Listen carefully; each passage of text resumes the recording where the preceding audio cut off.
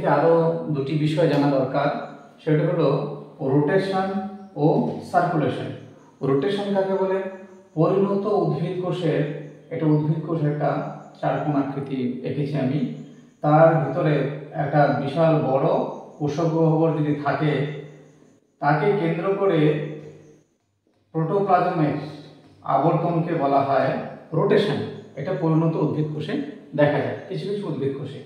আবার কিছু কিছু কোষে যদি একাধিক ভ্যাকুল থাকে, এটা একটা ভ্যাকুল, এটা একটা ভ্যাকুল, এটা একটা ভ্যাকুল, মানে কোষক গহ্বর, এবার প্রত্যেকটা কোষক গহ্বরকে কেন্দ্র করে যখন প্রোটোপ্লাজম আবর্তন করতে থাকে তখন তাকে বলা হয় সার্কুলেশন।